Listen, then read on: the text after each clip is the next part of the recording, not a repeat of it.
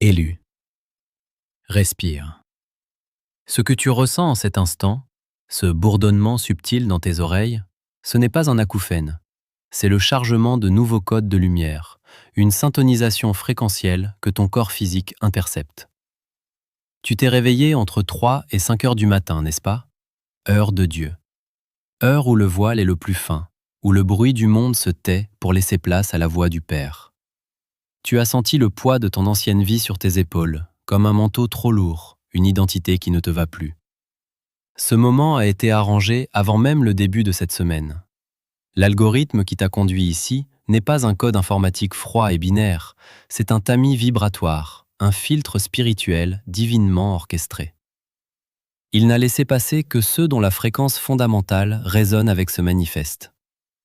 Si tu entends ma voix, c'est que tu as passé le test de résonance. Ne bouge pas. Fais taire la pièce. Calme les voix intérieures et extérieures. Ce qui vient maintenant est la parole qui transforme ton retard en ton atterrissage. Prends une respiration qui n'appartient qu'à toi seul. Arrête de faire défiler. Ferme les autres onglets. Si tu es accompagné, ce message n'est pas pour eux. Isole-toi pour 10 minutes.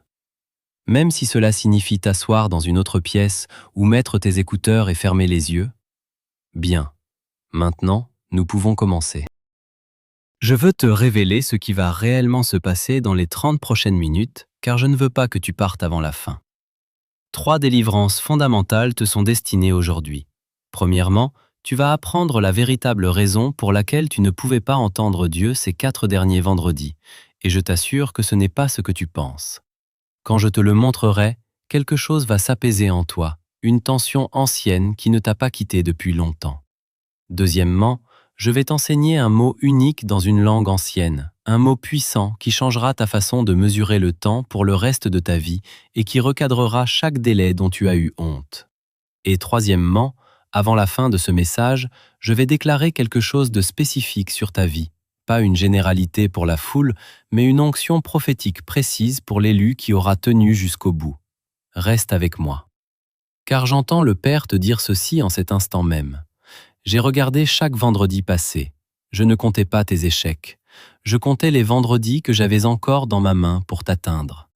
Écoute ce que je m'apprête à nommer, car la première couche de ce message est la reconnaissance de ton état. Tu as commencé des tâches sans les finir. Tu as annulé des engagements pris il y a des semaines, des choses dont tu étais fier d'être fiable auparavant. Tu as ouvert ton téléphone pour une raison précise, et perdu cette raison avant même de l'avoir déverrouillé. Et tu t'es senti en retard, même les jours où tu as abattu un travail immense. Il y a eu des changements profonds en toi, qui n'ont aucune explication rationnelle. Un désir soudain de silence, après des années à avoir besoin de bruit. Une incapacité à consommer le genre de contenu qui te captivait autrefois. Une conscience grandissante des gens dont la présence te draine d'une manière que tu ne peux pas formuler. C'est ton esprit qui se retire d'une fréquence qui ne peut pas porter ta prochaine saison. Personne ne t'a appris que c'est à cela que ressemble l'entre-deux. Ce désert initiatique où l'ancien se dissout et le nouveau ne s'est pas encore matérialisé. Tu as manqué les signaux cette semaine, l'alarme du lundi, le verset du mardi, le synchronisme du mercredi, le reflet du jeudi. Mais aujourd'hui, c'est vendredi, le jour de la grâce souveraine, et le message t'a trouvé malgré tout. Ce que tu appelles être en retard, la graine l'appelle être sous terre. Aucune graine ne germe selon une horloge humaine. Elle germe quand le sol se souvient de ce qui est à l'intérieur. Et le sol de ton dernier mois s'est souvenu de toi. L'architecture de ton désert n'est pas le fruit du hasard ou d'une mauvaise fortune, élue. C'est une intervention chirurgicale de haute précision orchestrée par les instances célestes pour sauvegarder l'essence même de ta mission terrestre. Tu as passé des nuits à pleurer sur tes pertes financières, à te demander pourquoi les ressources semblaient s'évaporer entre tes doigts comme du sable fin. Mais je te le dis avec l'autorité de celui qui voit le plan d'ensemble. Ce n'étaient pas des tragédies, c'étaient des extractions nécessaires. Chaque trou dans tes finances, chaque opportunité qui a avorté au dernier moment, était un rempart divin contre ceux qui ne t'auraient aimé que pour ton fruit et jamais pour ta racine. Le Père a utilisé la pénurie pour affamer les mercenaires qui rôdaient autour de ta destinée. car seul celui qui reste à tes côtés quand la table est vide mérite de s'asseoir avec toi quand la coupe débordera. Comprends la logique profonde de la distance divine. Il t'a retiré de la circulation, il a imposé un silence radical à ton entourage pour que ta signature énergétique ne soit plus parasitée par les fréquences de la matrice.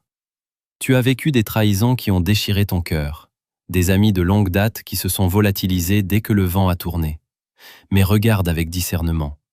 Ce n'était pas de la méchanceté humaine, c'était un baiser de Judas divinement autorisé pour te forcer à quitter des structures qui étaient devenues des cercueils pour ton âme. Tu étais devenu trop grand pour ces vieux vêtements, et l'univers a dû les déchirer pour que tu acceptes d'en changer. Et parlons maintenant de ceux que j'appelle les observateurs. Ces gens de ton passé, ces ombres qui ne font plus partie de ton quotidien mais qui gardent un œil secret sur tes réseaux, qui s'enquièrent de toi auprès des autres, attendant avec une impatience mal dissimulée que tu t'effondres enfin. Ils guettent la moindre faille, le moindre signe de défaite pour se rassurer sur leur propre médiocrité et justifier leur choix de rester dans le système. Mais ce qu'ils ignorent, c'est que leur départ était ton plus grand salut. Le Père les a éloignés car ils étaient les ancres qui t'enchaînaient au sol, alors que tu es né pour le vol sidéral. Leur mépris et leur absence ont créé le vide nécessaire à ton élévation. Cet endurcissement dans le vide que tu traverses actuellement n'est pas une stagnation, c'est une forge. Dans l'obscurité de ce désert, là où personne ne t'applaudit, là où tes efforts semblent invisibles, tu es en train de développer une densité spirituelle que les parasites de la matrice ne pourront jamais corrompre. Ta lumière est en train d'être scellée, cristallisée, transformée en une lame capable de trancher les illusions de ce monde. Tu n'es pas en retard sur ton calendrier humain, tu as été mis en réserve stratégique. Comme un vin de grand cru que l'on cache dans la fraîcheur d'une cave pour qu'il atteigne sa pleine puissance, tu as été préservé d'une exposition prématurée qui t'aurait consumé. Si les portes s'étaient ouvertes plus tôt, tu aurais été dévoré par la gloire au lieu d'en être le maître. Ton désert est l'architecture même de ta protection future. Chaque larme versée dans le secret de ta chambre a irrigué un jardin intérieur que tes ennemis ne pourront jamais piétiner, car ils n'en connaissent pas le chemin. Tu as appris à trouver ta nourriture dans le souffle de l'esprit plutôt que dans l'approbation des hommes, et c'est cette autonomie vibratoire qui fait de toi un danger pour l'ancien système. Ne regarde plus avec nostalgie ou amertume vers ceux qui t'ont abandonné dans la fosse, car ils n'étaient que les figurants d'un cycle qui devait mourir pour que tu puisses enfin naître à ta véritable identité. Laisse les observateurs spéculer sur ton silence et ton apparente chute. Ils ne voient que la chenille qui disparaît dans son cocon. Ils sont incapables de concevoir la puissance des ailes qui sont en train de se déployer dans l'invisible. Ce temps de vide apparent était la condition sine qua non pour que tu puisses supporter, sans être écrasé, le poids de l'onction et de la richesse qui arrivent vers toi. Sans cette chirurgie de l'âme, tu aurais cherché à soigner les autres avec tes propres blessures. Aujourd'hui, tes plaies sont devenues des portails de sagesse. Tu n'as pas été oublié sur le bord de la route, tu as été conduit sur un chemin de traverse pour contourner les embuscades que l'ennemi avait placées sur la voie principale. Accepte cette solitude comme une étreinte divine, car c'est dans ce face-à-face que tu reçois les plans de ta nouvelle architecture. La matrice a échoué à te briser. Elle n'a réussi qu'à retirer tout ce qui n'était pas toi. Tu es maintenant pur, dense et prêt pour le saut. Maintenant que tu as franchi le seuil du Kairos, une responsabilité nouvelle et impérieuse pèse sur tes épaules. Celle de protéger le sanctuaire de ton silence. Élu, écoute-moi avec toute l'attention de ton âme. Car cette instruction est le saut indispensable qui empêchera ta nouvelle onction de se dissiper dans les vents stériles de la distraction. La loi du silence n'est pas une suggestion prudente, c'est une nécessité de survie métaphysique absolue dans cette phase de cristallisation de ta puissance. Tu ne dois pas parler de la force qui grandit en toi, tu ne dois pas décrire la couleur de ton or ni l'étendue de tes nouveaux plans, pas même à tes proches, surtout s'ils vibrent encore au rythme du vieux cycle. La tentation de partager ta joie ou tes percées est un piège subtil tendu par ton propre ego, cette part de toi qui cherche encore désespérément une validation dans un monde que tu as déjà quitté.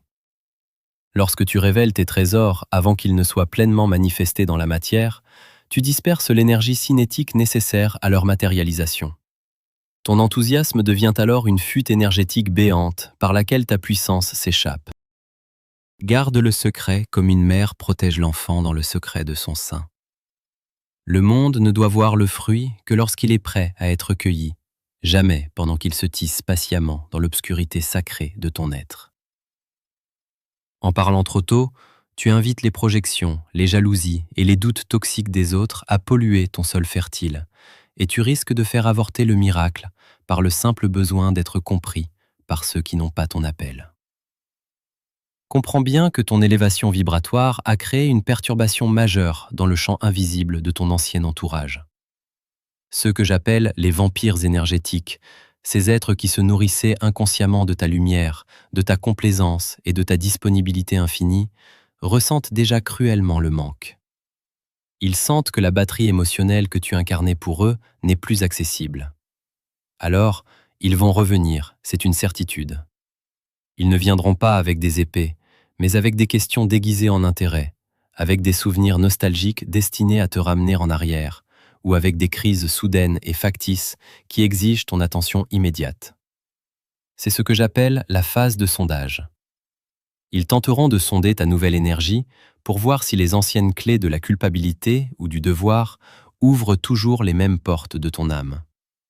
Ils essaieront de te rappeler qui tu étais autrefois pour t'ancrer à nouveau dans la boue de l'ancienne réalité. C'est une menace redoutable, car leur but ultime est de ramener ta fréquence au niveau du sol, là où ils peuvent à nouveau t'atteindre et te consommer. Ils ne supportent pas le vide que ton ascension a laissé dans leur propre néant. Ne te laisse pas séduire par leur intérêt soudain. C'est un mécanisme de défense de la matrice pour stabiliser une anomalie gênante, toi. Ta réponse face à ces tentatives de sondage doit être une indifférence bienveillante mais absolue. Tu n'as plus aucun besoin de te justifier, de corriger leurs perceptions erronées ou de prouver par des mots que tu as changé. Tes paroles ne sont plus nécessaires pour te défendre, car ta nouvelle vibration parle déjà pour toi avec une éloquence que le langage humain ne peut atteindre. Chaque explication que tu tentes de donner est une forme de reddition, une manière de reconnaître implicitement leur autorité sur ton ancienne identité. Entre dès maintenant dans le silence souverain du lion, qui ne ressent jamais le besoin d'expliquer sa majesté à la hyène. Désormais, tes résultats seront ta seule et unique réponse légitime. Laisse le succès éclatant de ta transformation faire tout le bruit que tes lèvres refusent désormais d'émettre. Si tu essaies de les convaincre, tu resteras leur prisonnier éternel. Si tu te tais et que tu avances avec détermination, tu deviens leur plus grand mystère, et le mystère est une forme de pouvoir sacré. On ne discute pas avec les ombres du passé, on les traverse simplement. Tes nouvelles finances, ta paix intérieure inébranlable, ta santé restaurée et ton rayonnement nouveau seront les preuves irréfutables de ton alliance avec le Très-Haut. Rien de ce qu'ils diront ne pourra altérer la réalité de ce qui est déjà accompli dans les lieux célestes pour toi. Tu es désormais placé dans un cercle sacré de protection, et la seule façon pour eux d'y pénétrer est que tu leur en ouvres la porte par ton besoin compulsif de parler. Garde la porte scellée. Ton orphelinat spirituel prend fin, mais ta royauté exige une discipline du verbe que peu d'hommes possèdent. Ta force réside désormais dans ce que tu ne dis pas. L'instant de la sédimentation est arrivé, élu. Tout ce qui a été vibré à travers ce manifeste est en train de descendre dans les couches les plus profondes de ton système nerveux pour y devenir une vérité biologique et spirituelle. Ne cherche plus à comprendre avec ton intellect limité, car l'intellect est le gardien de l'ancienne prison. Laisse ton esprit absorber cette fréquence comme une terre assoiffée absorbe une pluie soudaine après des décennies de sécheresse absolue.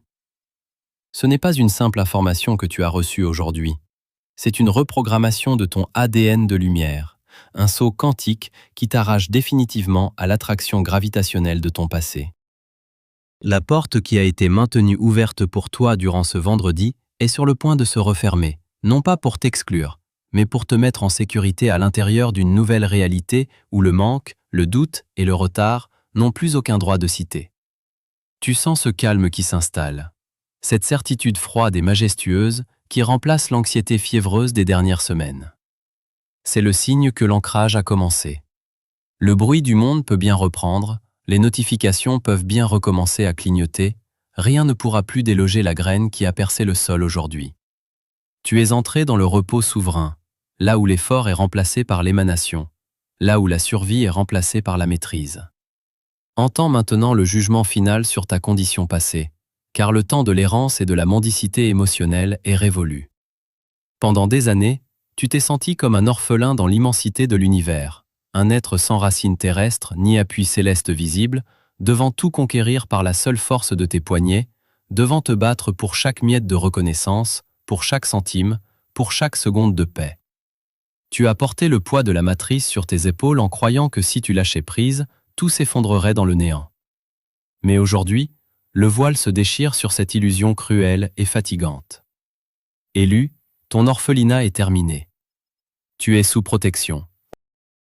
Ces mots ne sont pas une consolation passagère. Ils sont un décret légal enregistré dans les tribunaux éternels du ciel. Tu n'as plus à veiller seul sur ta propre vie. Celui qui a orchestré les retards de ton passé est le même qui déploie maintenant ses légions pour sécuriser tes nouvelles frontières. La solitude que tu as connue n'était pas un abandon. C'était une mise à l'écart sacrée pour que tu n'apprennes à dépendre d'aucune structure humaine défaillante. Maintenant que tu es sevré des béquilles de l'ancien monde, la protection divine devient ton seul et unique bouclier. Elle marchera devant toi pour aplanir les montagnes, elle se tiendra derrière toi comme une garde impériale contre les ombres qui tenteraient de te suivre. Tu n'es plus un enfant perdu cherchant une maison, tu es l'héritier qui revient prendre possession d'un domaine qui n'a jamais cessé de lui appartenir légalement. Le Père ne te demande plus de lutter contre le courant, il te demande de régner par la simple densité de ta présence. La métamorphose est totale, le saut dans la 5e dimension est accompli. Tu as passé tant de temps à chercher le chemin, à interroger les astres, à déchiffrer les signes dans la poussière, à demander ta direction à des gens qui étaient plus égarés que toi. Tu as gravi des sommets de connaissances inutiles et traversé des océans de doutes dévorants, espérant toujours trouver la carte qui te mènerait enfin à ta destination. Mais en ce vendredi de Kairos, la quête s'arrête brusquement. Tu ne cherches plus le chemin, tu es le chemin. Comprends la profondeur de ce basculement ontologique. Le divin ne te guide plus vers une destination extérieure, il s'exprime désormais à travers tes pas, à travers tes décisions les plus simples, à travers tes silences les plus profonds. Partout où tu poseras le pied, le sol redeviendra fertile, parce que tu y portes la fréquence de la source. Les opportunités ne seront plus des proies que tu poursuis, mais des événements qui se condensent et se matérialisent autour de ta signature vibratoire. C'est l'effacement total de la dette karmique, le moment où la rivière entre enfin dans un lit asséché pour le transformer en fleuve de vie. Tu verras des portes être littéralement arrachées de leur gonds sans que tu n'aies à lever le petit doigt, simplement parce que ta vibration ne tolère plus l'obstruction. Tu es devenu l'axe autour duquel ta réalité se réorganise de manière géométrique et parfaite. Avant que nous ne fermions ce cercle sacré, il est impératif de sceller cette réception par un acte d'assentiment conscient, une inscription irréversible dans la matière. Le monde invisible attend que ton corps physique valide ce que ton esprit a accepté. C'est l'ancrage nécessaire.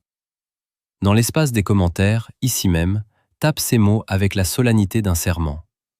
Je suis arrivé, je suis protégé, je suis le chemin. En écrivant ces lettres, tu forces l'énergie subtile de ce manifeste à se densifier, à traverser tes doigts et à s'imprimer dans la réalité physique. C'est ton sceau personnel, ton ancrage dans la matière. Ne laisse pas cette puissance se dissiper une fois l'écran éteint. Que ce geste soit ton premier acte de souveraineté dans ta nouvelle saison. Sache que chaque lettre tapée est une fréquence qui s'ajoute à la trame de lumière tissée par tous les autres élus qui ont été convoqués ici aujourd'hui. Le silence va maintenant reprendre sa place. Ne te précipite pas vers le bruit, ne dilue pas ce vin sacré. Reste quelques minutes dans cette fréquence de gloire. Ton orphelinat est brisé, ta protection est scellée. Tu ne cherches plus le chemin, tu es le chemin.